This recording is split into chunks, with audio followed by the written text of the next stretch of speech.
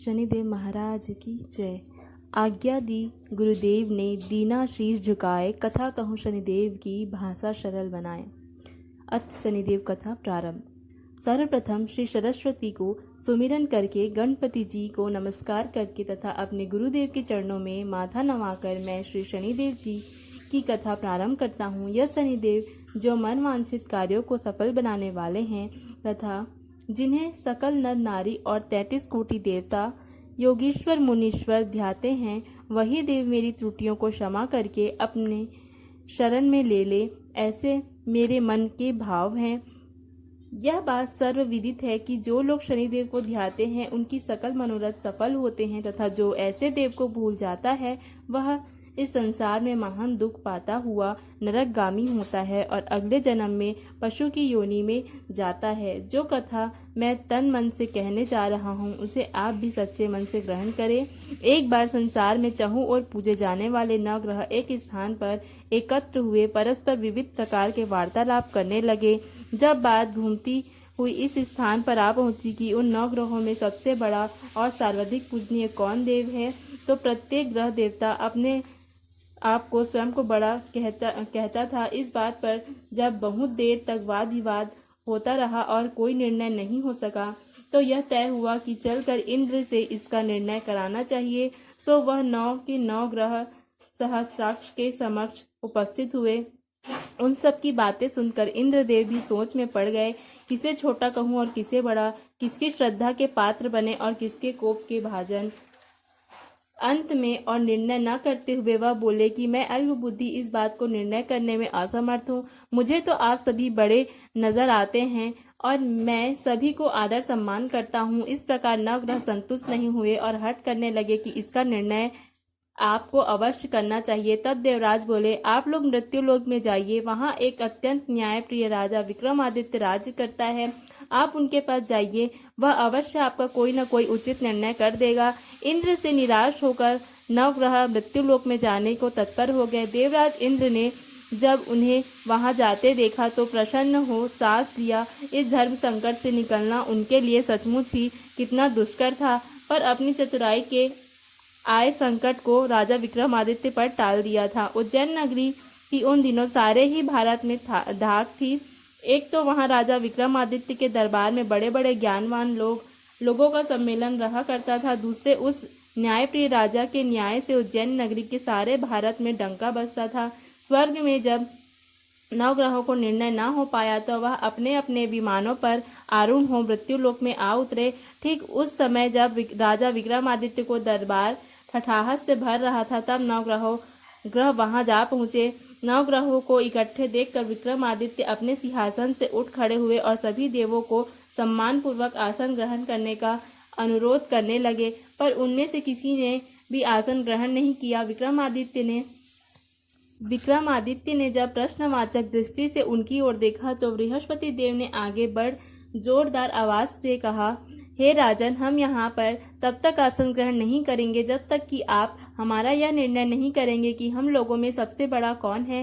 राजा अपने ऊपर आए इसे धर्म संकट को देखकर पल भर को तो घबरा गया, परंतु शीघ्र ही उसने स्वयं को संभाल लिया। उसने अपने मन में एक युक्ति सोच ली।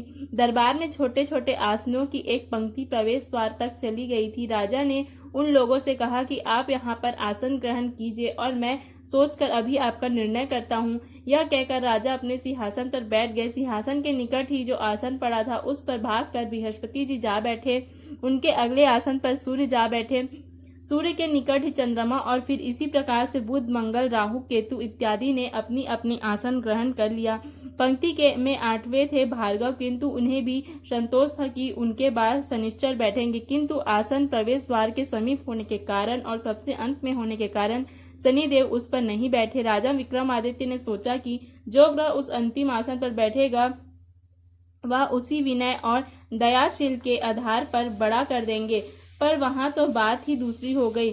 शनिदेव अति क्रोधी और विकट स्वभाव के देवता हैं। जब वह नहीं बैठे तो 8 ग्रह खिलखिलाकर हंस पड़े। अपना इस प्रकार से अपमान होता देखकर शनिदेव की आंखें क्रोध से लाल हो गई और भ्रिकुटी तन गई। क्रोध से कांपते हुए बोले, राजन, मुझसे बैर लेकर तुमने अच्छा नहीं किया। क्या समझकर तुमने मुझे इस प्रकार से अपमानित करना चाहा है और क्यों मुझे तले बिठाना चाहा है। चांद को ग्रह 2.25 दिन रहता है और सूर्य, शुक्र और बुध को केवल आधा मास, सोम और मंगल 2 मास और गुरु 13 मास, राहु और केतु 18 मास रहते हैं, जबकि मैं 7.5 वर्ष तक रहता हूँ। इसलिए हे राजन, अब तू सावधान हो जा। तूने जो अपमान किया है उसका दंड तुझे अवश्य मिलेगा।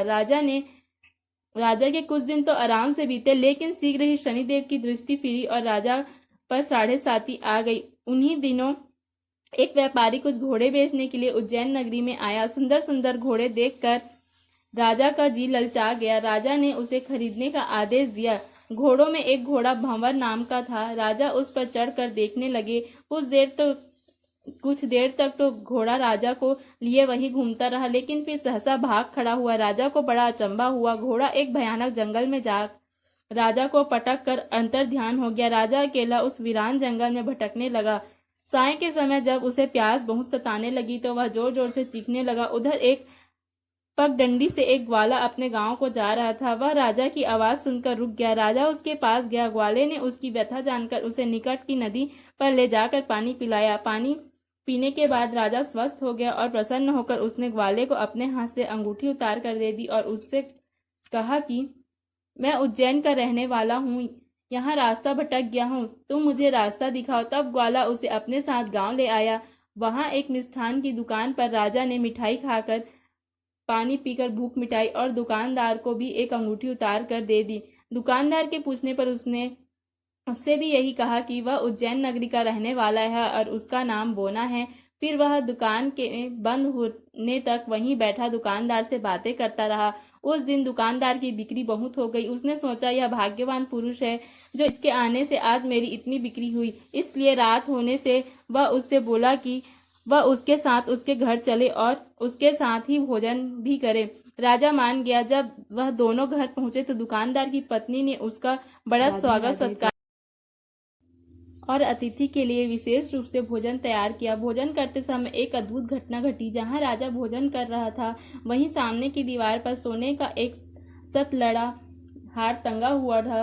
उसके पीछे एक चित्र था। सहसा वह हार वहां से अदृश्य हो गया। दुकानदार के यहाँ एक स्त्री बांधी थी। उसने जाकर घर की मालकिन से कहा, वहां खूंटी पर हार नहीं है। जब बात दुकानदार तक पहुंची तो उसने राजा से पूछा। राजा बोला, मुझे तो नहीं मालूम, तुम्हारे और मेरे अतिरिक्त तो यहाँ कोई था ही नहीं। सच सच बताओ, हार कहाँ है? मुझे नहीं मालूम। राजा फिर बोला, मेरे पास कोई हार नहीं है।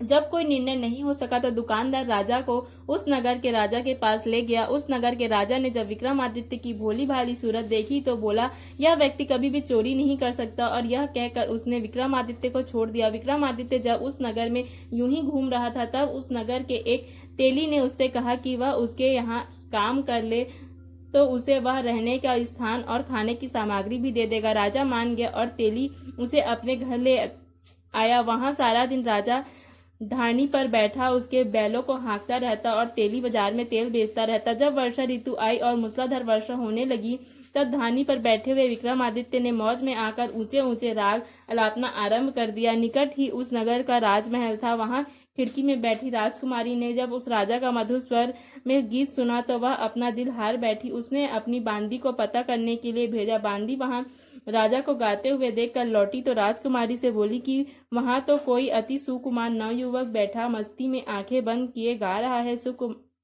राजकुमारी ने सुना तो उसने अन्न जल का त्याग कर दिया। रात तक जब उसने कुछ नहीं खाया तो रानी ने आकर उसे समझाया, पर वह बोली कि वह तो उस गाने वाले से ही शादी करेगी। रानी ने जाकर राजा से कहा कि राजकुमारी एक तेली पर मोहित हो गई है, उससे ब्याह रचाना चाहती है। राजा ने सुना तो बहुत क्रुद्ध हुआ। उसने तेली के घर से विक्रमादित्य को बुलाया और उसके हाथ काट कर जंगल में फिकवा दिया। यह बात जब राजकुमारी को पता चली तो वह और भी अपनी बात पर दृढ़ हो गई। बोली, मैंने तो अब उसी को ही वर मान लिया है, वह चाहे जैसा भी हो उसी से विवाह करूंगी। बेटी की हट देखकर लाचार हो गए राजा ने दोबारा विक्रमादित्य को नगर में बुलवाया और उससे राजकुमारी का मामूली ढंग से पानी ग्रहण कराया और एक साधारण मकान में दोनों को बसा दिया। दोनों वहीं रहने लगे। एक दिन जब विक्रमादित्य सोया था तो स्वप्न में उसे शनिदेव नजर आए। विक्रमादित्य ने उनके सामने नमस्कार किया और क्षमा याचना की। शनिदेव ने उसे आशीर्वाद दिया और बोले, अब तुम्हारी 7.5 खत्म हो गई है। राजा बोले, मुझसे तो जो गलती हुई उसके लिए मुझे क्षमा कर दीजिए। शनिदेव ने मुस्कुराकर उसे आशीर्वाद दिया और राजा के दोनों बाजू दोबारा निकल आए। राजा ने अपनी पत्नी राजकुमारी को रात को जगाया नहीं। वह रात को उसके गले में अपनी बाहें डालकर सो गया। सुबह राजकुमारी की आंखें खुली तो उसने अपनी गर्दन में बाहें पड़ी देखी तो वह चौंक कर उठी, लेकिन शीघ्र ही विक्रमादित्य ने जागकर उसको अतिशीत आशीतित कर दिया। जब वहां के नगर राजा को यह बात मालूम हुई तो वह भागा भागा आया और उस अपंग को फिर से स्वस्थ देखकर चकित रह गया। उससे भी विक्रमादित्य ने यही कहा कि यह सब शनिदेव की कृपा का फल है, और विक्रमादित्य ने अपना वास्तविक परिचय भी उस राजा को दिया और सारा किस्सा विस्तार से सुनाया। सुनते ही राजा विक्रमादित्य के चरणों में गिर गया और क्षमा याचना करने लगा। बस यह खबर शीघ्र ही सारे के सारे नगर में फैल गई। दुकानदार को जब यह खबर मिली तो वह भागा और विक्रमादित्य के पांवों पर लौटने लगा। विक्रमादित्य ने उसे उठा आसन पर बिठाया और कहा, तुम घर जाकर उसी खूंटी पर देखो, हार टंगा होगा। और सच ही दुकानदार ने देखा, हार टंगा पाया।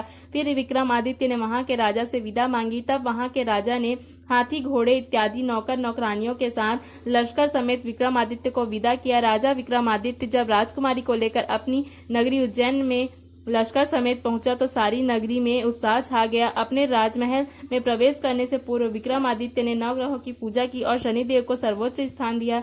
राजा साथ ही उसने नगर भर में ढिंढोरा पिटवा दिया कि शनिदेव मनवांछित फलों को देने वाले हैं और नवग्रहों में सर्वोच्च स्थान रखते हैं। इस प्रकार शनिदेव